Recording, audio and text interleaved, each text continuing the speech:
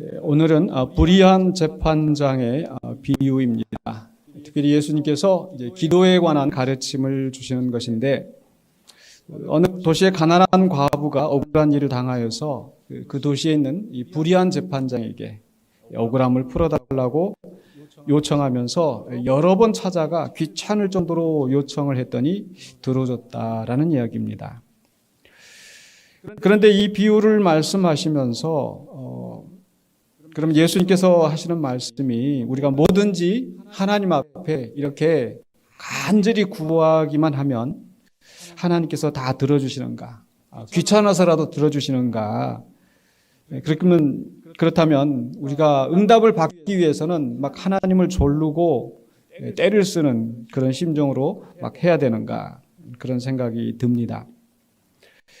때 쓰는 아이들이 있죠. 뭔가 바라고 요구하고 있는데 들어주지 않을 때 막 울고 바닥에 뒹굴고 막 머리를 쥐어뜯기도 하고 심한 경우는 막 벽에다가 머리를 찢는 그런 아이들도 있다고 합니다. 그런데 그런 때 쓰는 아이를 보고 어떻게 합니까?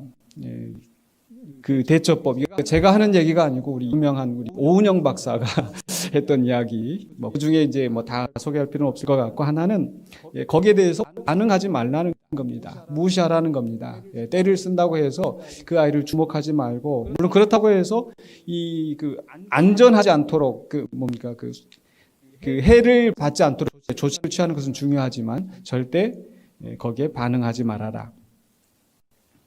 그러면서 이제 하는 이야기가 그런 그 때를 부리고 있는 그 원인을 해결해 주는 것, 즉 이 아이가 원하는 것을 들어주는 게 결코 바람직하지 않다라는 거죠.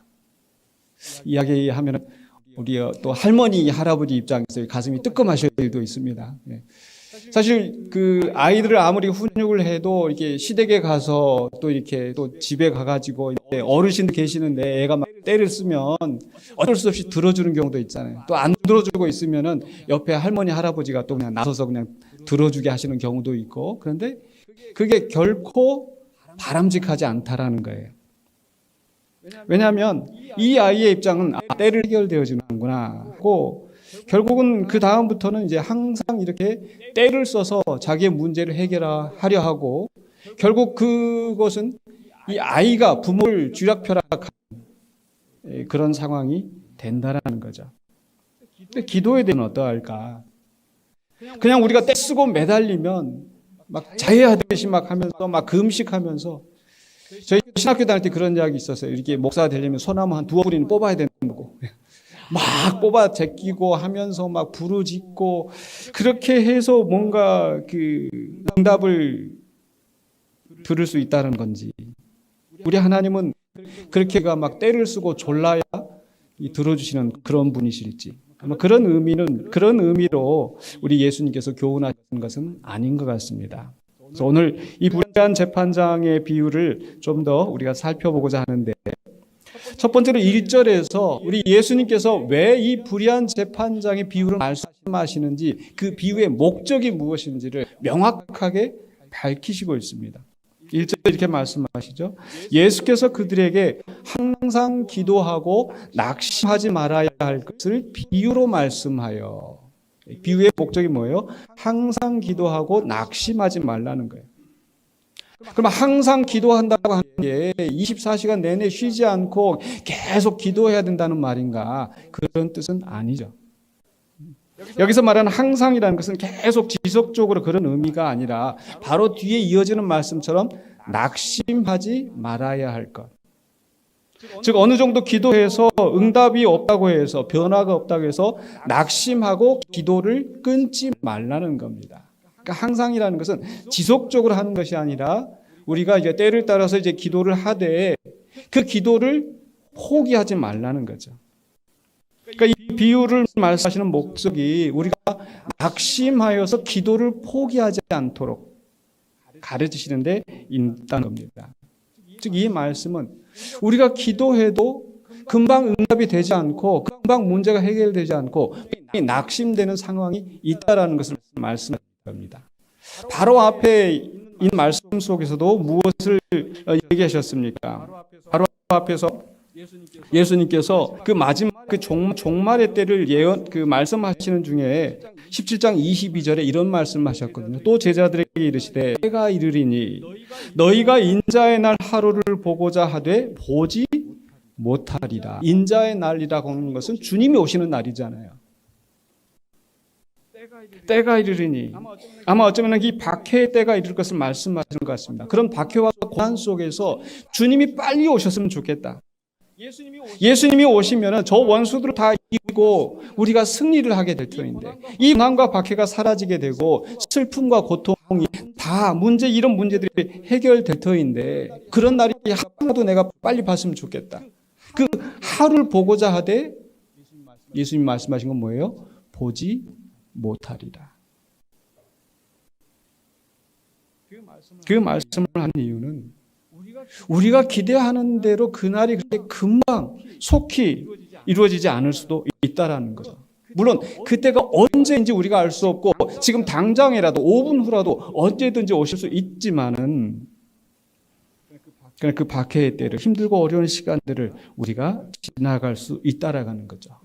그렇기 때문에 그런 낙심되는 상황이 있다 할지라도 주님이 오시는 날이 지연되는 그런 순간이라 할지라도 포기하지 말고 계속 기다리면서 기도하라고 말씀하시는 겁니다. 이게 이 비유의 목적이에요. 그래서 두 번째로 2절로 5절까지 이 비유의 내용을 살펴보면요. 맨 먼저 2절에서 바로 이 불의한 재판장에 대해서 소개하고 있습니다. 2절에서 이르시되 어떤 도시에 하나님을 두려워하지 않고 사람을 무시한 재판장이 있는데 하나님을 두려워하지 않다. 하나님을 두려워하지 않는다는 것은 하나님의 명령에 대해서 관심도 없고 지키지 않는다는 겁니다. 왜냐하면 구약 성경에서 신명기에도 보면은 하나님께서 이 재판장들을 세우게 하시고 그 재판장들이 어떻게 해야 될지를 분명하게 명령하셨습니다. 또 역대하 19장에 보니까 이 여호사밧이 나라를 정비하면서 개혁을 하면서 이 재판장을 세우는데 그 재판장을 세울 때 재판장들에게 이렇게 이야기합니다. 역대하 19장 6절에 왕이 여호사밧이 지금 재판장이 이야기하는 겁니다.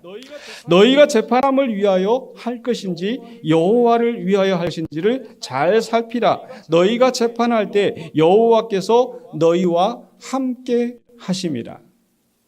그러니까 이 재판장들이 이 재판을 할 때에 하나님이 그 자리에 계신다라는 것을 알고 하나님 앞에서 재판한다는 것을 명심하라는 거죠. 그러면서 그 다음에 7절에 그런즉 너희는 여호와를 두려워하는 마음으로 삼가 행하라. 우리의 하나님 여호와께서는 불의함도 없으시고 치우침도 없으시고 뇌물을 받는 일도 없으시니라 하니라. 그러니까 이 여호와를 두려워하는 마음으로 하는 것은 공정하게 바른 재판을 하라. 하나님을 대신하여서 재판을 하는 것이기 때문에. 그런데 이 재판장은 불의한 재판장은 하나님을 두려워하지 않습니다. 자기의 이익을 따라서 자기 마음에 가는 대로 재판을 하는 거죠. 그리고 또 하나님을 두려워하지 않을 뿐만 아니라 그러니까 설사 하나님을 두려워하지 않는다 하더라도 사람을 좀 이렇게 그 신경 쓰고 배려하는 사람이라고 한다면 이 사람이 억울하겠다. 이 사람이 잘못했다. 이런 생각을 하고 그래도 좀 선한 재판을 할 것입니다. 그런데 이 사람은 사람도 무시하는 거예요. 오로지 자기 욕심, 자기 유익을 구하는 것밖에 없는 거예요. 그렇기 때문에 이런 불의한 재판장이 재판하고 있는 이 도시에서는 정의가 실현될 가능성이, 사랑이 이루어질 가능성이 희박한 거죠. 사실 그게 우리의 현실입니다. 이런 왜곡된 사회 구조 속에서 불의한 일들을 많이 보게 되고 억울한 일을 많이 당할 수밖에 없는 것. 자, 그런데 불의한 재판장이 있는 이 도시에 3절에서 이제 과부가 이제 이 재판장 앞에서 청원을 하는데 3절입니다. 그 도시에 한 과부가 있어 자주 그에게 가서 내 원수에 대한 나의 원한을 풀어주소서 하되. 과부라고 하는 것은 바로 이 네,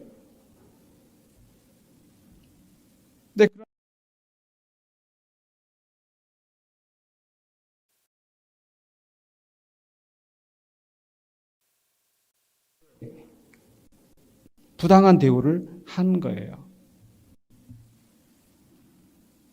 이런 속에서 이 과부의 입장에서는 이 문제를 해결해 줄 사람은 재판장밖에 없기 때문에 재판장에게 가서 요구를 하는데 재판장이 들어주지 않는 겁니다.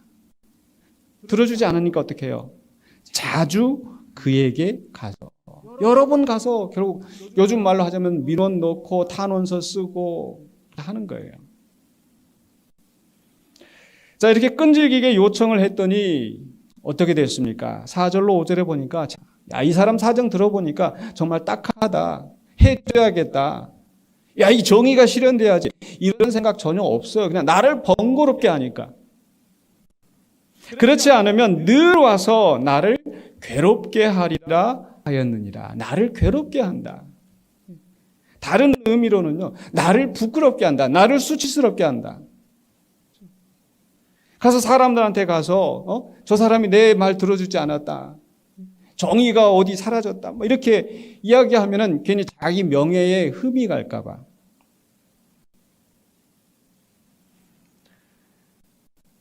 결국 이 불의한 재판장 조사도 자신의 명예에 손상될까 봐 자신의 편안을 위해서, 자신의 유익을 위해서 여전히 이 과부의 요청을 들어준다라는 겁니다. 그런데 예수님께서 이 불의한 재판관에 하나님을 비유하고 있어요. 왜 그렇습니까? 이건 하나님을 너무 불경되게 하는 게 아닌가? 그렇지 않습니다. 이제 6절로 8절에서 이 비유에 대해서 예수님이 교훈하시면서 어떻게 응답하시는지를 말씀하시는 겁니다. 먼저 7절 상반부에서는 우리 하나님은 정의로우신 분이라는 거죠. 왜냐하면 예수님께서 말씀하신 7절 상반부에 하물며 하나님께서 그 밤낮 부르짖는 택하신 자들의 원한을 풀어주지 아니하시겠느냐. 여기서 하물며 이 불의한 재판장도 결국 자기 유익을 생각하면서라도 그 과부의 요청을 들어주는데 하물며 우리 하나님은 우리 신실하고 정의로우신 인애하신 그 하나님께서 이 불쌍한 과부의 그런 기도를 들어주지 않겠느냐. 그 원한을 풀어주지 않겠느냐. 하나님은 정의로우신 분이라는 것을 이 불의한 재판장과 비교할 수 없는 불의한 재판장도 들어주는데 하나님이 그 문제를 해결해 주시지 않으시겠느냐 하는 말씀을 하는 겁니다. 더군다나 예수님께서 말씀하신 것은 밤낮 부르짖는 택하신 자들의 기도라고 말씀하는 거죠. 즉 이 과부는 사실 사회적인 약자로서 재판장이 그냥 무시해도 별로 힘이 없는, 재판장에게 별로 이렇게 큰 그런 가치가 없는 그런 사람입니다. 그러나 성도들은 하나님께 그냥 여럿이 있는 그냥 가치 없는 그런 존재가 아니라 어떤 존재라고 말씀하고 있어요? 택하신 자들이라는 겁니다. 믿습니까? 하나님께서 여러분을 보배로운 피로 구원하셨어요. 피값을 주고 구원하셨어요. 그렇기 때문에 우리 한 사람 한 사람이 하나님 앞에 얼마나 귀중한 존재인지를 믿으시기 바랍니다. 그런데 그렇게 귀중한 존재가 하나님 앞에 간절히 기도할 때에 하나님께서 들어주지 않으시겠느냐.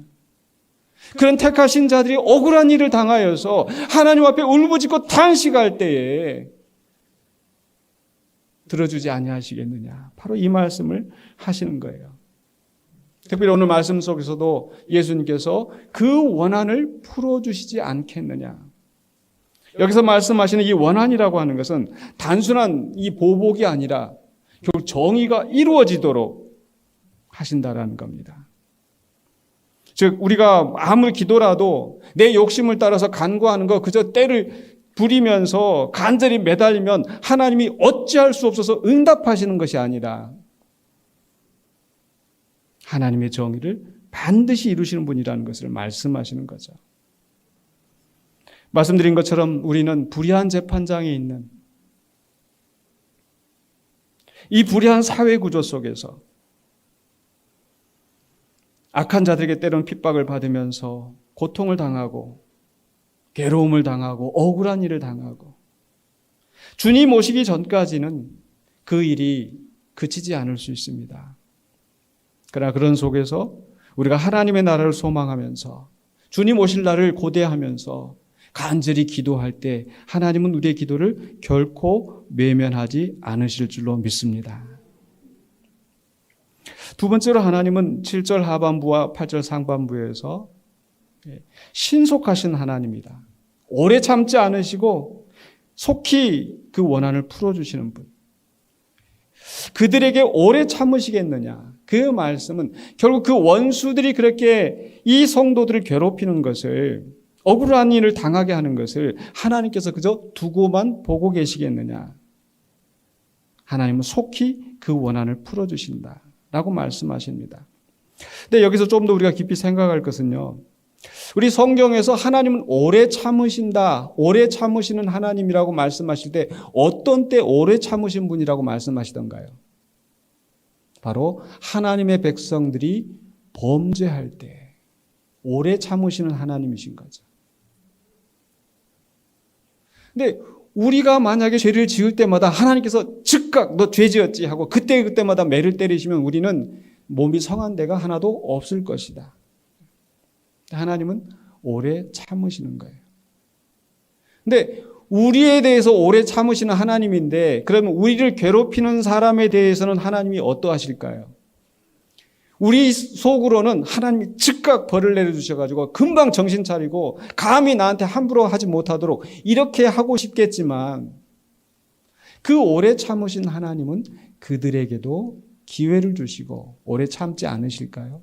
그게 공정하신 하나님 아니실까요? 그냥 나한테만 속히 응답해 주시고 내 죄에 대해서는 오래 참으시고, 그럼 바람직한 게 아닌 거죠. 그럼 오늘 말씀 속에서 오래 참으시겠느냐, 속히 그 원한을 풀어주신다는 것은 무슨 뜻이겠습니까? 아마 그 말씀은 그 하나님의 때가 되었을 때 하나님께서 즉시 그 적절한 때에 그 문제를 해결하실 것을 말씀하신다는 거죠. 그러니까 여기서 속히라고 하는 것은 내 기준으로 봤을 때 즉각 이루어지는 그 속히가 아니라 하나님의 때에 따라서 즉시 역사하시는 하나님이시라는 것을 말씀하시는 줄로 믿습니다. 하나님은 정의로우시고 그 성도들의 원한을 결코 외면하지 아니하시고 그 기도를 들으시고 그 적절한 때에 즉시 그 문제를 해결하여 주실 줄로 믿습니다. 그러면서 8절 하반부에 바로 인자의 오심에 대해서 그리고 믿음에 대해서 예수님은 말씀하십니다. 8절 하반부에 그러나 인자가 올 때에 세상에서 믿음을 보겠느냐 하시니라. 좀 이해하기가 좀 쉽지 않은 구절인 것 같아요. 그런데 앞에서 바로 그 인자의 날, 지난주에 우리가 말씀 나눴던 그 인자의 날, 주님 오시는 날에 대해서 말씀하셨다고 그랬는데, 바로 그 인자가 올 때에 믿음을 보겠느냐라고 하는 것은 믿음을 보지 못할 것이다, 이런 말씀이 아니라 내가 믿음을 볼 수 있을까라고 하는 반어법, 즉 우리 성도들의 믿음을 기대하시는 그런 말씀이라는 거죠. 주님이 오시는 것이 지체되는 것 같지만 여전히 상황은 어렵고 힘들다 할지라도 그 순간에도 낙심하지 않고 기도하는 사람, 이게 믿음을 가진 성도들의 모습일 것이고, 우리 주님께서 이 땅에 오실 때, 다시 오실 때 바로 우리에게서 바로 이런 믿음의 자세를 가지고 기도하기를 바라신다는 거죠.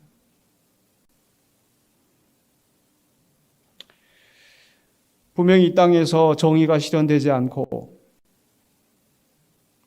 또 이 땅의 창조 질서가 이미 왜곡되었기 때문에 그 속에서 우리의 질병의 문제 또는 인간관계의 문제, 왜 사람들마다 저마다 다 악한 본성을 가지고 있고 약점을 가지고 있기 때문에 그 사람들 관계에서 틀어지는 그런 문제들이 있을 수밖에 없고, 그런 속에서 우리가 기도하지만 그 기도가 즉각 응답되지 않고 문제가 해결되지 않고, 그런 순간에 우리는 낙심될 수밖에 없을 것입니다. 그러나 우리는 하나님이 역사하심을 믿기 때문에 우리의 믿음을 지키면서 기도하며 나아가야 될 줄로 믿습니다. 그게 오늘 주님이 우리에게 주시는 교훈이라는 거죠. 이제 말씀을 마무리하려고 하는데, 저의 개인적인 그 경험을 좀 말씀을 나누면서 마무리하려고 합니다. 저는 지난 명절 때 지리산 천왕봉에 올라갔다 왔습니다. 우리 대한민국에서 두 번째로 높은 산. 지난 5월 달에는 한라산에 제일 높은 산, 1등 높은 산 한라산에 다녀왔고, 지난 금요일 날 천왕봉을 올라갔다 왔습니다. 그래서 사실 오늘 오르락 내리락 할 때 제 발이 좀 불편한 게 좀 보셨는지 모르겠어요. 다친 건 아니고 지금 알배여서 그렇습니다. 그런데 제가 좀 이게 올라가는 그 시간이 있더라고요. 입산하는데 제한된 시간이 있는데 제가 좀 늦게 출발해가지고 제일 끝에 이제 올라가가지고 이제 2시 넘어서 이제 그 산에를 이제 입구에서 이제 올라가다 보니까 아주 점점 이제 해는 기울고 깜깜해지고 게다가 막 비는 오고 이제 바위돌 막 미끄럽고 막 이렇게 이제 혼자 올라가는 거예요. 아무도 없었어요. 근데 이제 한참 올라가면서 제가 이제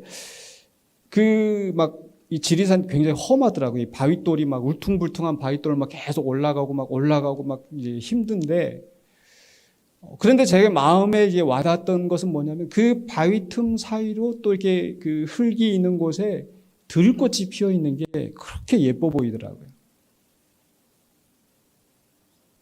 근데 그걸 보는 순간에 제 마음에 들었던 생각은 뭐냐면, 야, 이런 곳에도 비가 내리고 햇빛이 비치면서 이렇게 들꽃이 피는구나. 하나님은 여기서도 일하시는구나. 하나님은 여전히 일하시는구나 하는 그런 생각이 들었어요. 사람들에게 보이지 않는 곳이지만은 그 외진 곳에서 하나님께서는 여전히 은혜의 단비를 내리시고 그 꽃을 향하여서 햇빛을 비추게 하심으로 그 꽃이 피게 되고, 그 순간에 제 마음속에도 내가 있는 곳에 비록 외진 곳이고 사람도 눈에 띄지 않는 곳이라 할지라도 하나님은 여전히 나에게 역사하시고 일하시는 하나님이시구나. 그래서 내가 어디에 있는 것이 중요한 것이 아니라 내가 있는 자리에서 하나님의 은혜의 단비를 받아서 하나님이 주시는 사랑의 빛을 비추심을 받아서 내 자리에서 꽃을 피우는 것이 중요하겠구나. 하나님이 그것을 바라시겠구나 하는 그런 생각이 들었습니다. 저에게만 그러실까요? 우리 모든 성도들에게 하나님께서 은혜의 단비를 부어주시고 은혜의 햇빛을 여전히 비춰주시며 일하시는 분인 줄 믿습니다. 그러나 때때로 낙심될 때가 많이 있는 것은 우리가 부인할 수 없죠. 원하는 대로 일이 풀리지 않고,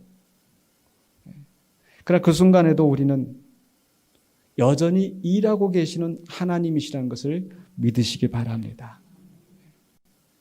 저도 그래서 끝까지 포기하지 않고, 이제 해가 지고 나니까 깜깜해가지고 막 바위길은 미끄럽고 이 플래시라이트 하나 이렇게 비춰가지고 가는데, 이제 막 안경 쓰고 있는 안경에 막 이 서리는 끼고 눈은 보이지 않고 밤 7시 넘어서 제가 목적지인 대피소에 들어갔거든요. 그런데 다행히 제가 이 말씀을 생각하면서 오늘 이제 말씀 선포할 이 말씀을 생각하면서 우리가 포기하지 말자. 마음속으로 되뇌기면서 포기하지 말자. 그러면서 일하시는 하나님 바라보면서 우리의 삶 속에서도 마찬가지입니다. 분명히 엎친 데 덮치고 겹치고 여러 가지 어려운 상황들이 우리를 낙심하게 하는 일들이 벌어질 수 있습니다. 그러나 갈라디아서 6장 9절에 있는 말씀처럼 우리가 선을 행하되 낙심하지 말지니 포기하지 아니하면 때가 이름에 거두리라. 때가 이름에 거두리라. 왜? 하나님이 일하시기 때문에. 그래서 우리가 포기하지 않고 끝까지 나아가려면 우리가 기도하며 나아가야 될 줄로 믿습니다. 우리가 즐겨 부르는 찬송 중에 은혜 아니면 살아갈 수가 없네. 호흡마저도 하나님의 은혜이고 그 하나님의 은혜가 있을 때 우리에게 버티고 견디게 하시는 줄로 믿습니다. 그래서 그 하나님께서 주신 은혜로 말미암아서 우리가 감당할 힘을 얻고 끝까지 사명 완수하게 되고 그러할 때 반드시 그 열매를 거두게 될 줄로 믿습니다. 그러므로 우리는 여러 가지 어려운 상황 속에서 낙심되고 괴롭고 고통스럽다 할지라도 끝까지 포기하지 않고 기도하면서 하나님의 은혜를 받아서 각자의 사명을 감당하심으로 말미암아 하나님이 원하시는 꽃을 피우고 열매를 맺어서 하나님께 영광을 돌리며 주님 오실 때 영광의 멸관을 얻는 성도들이 되시길 주의 이름으로 간절히 축원합니다. 기도하겠습니다.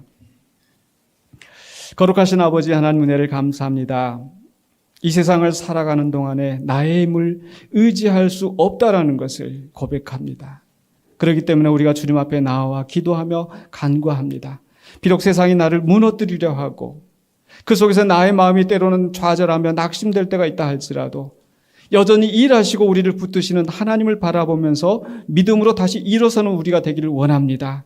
기도하는 우리가 되기를 원합니다. 기도를 쉬지 않고 기도를 포기하지 않는 우리가 되게 하여 주시고 그 속에서 주신 은혜로 말미암아 승리하는 우리 모든 성도들이 되게 하여 주시옵소서. 예수 그리스도 이름으로 기도하옵나이다.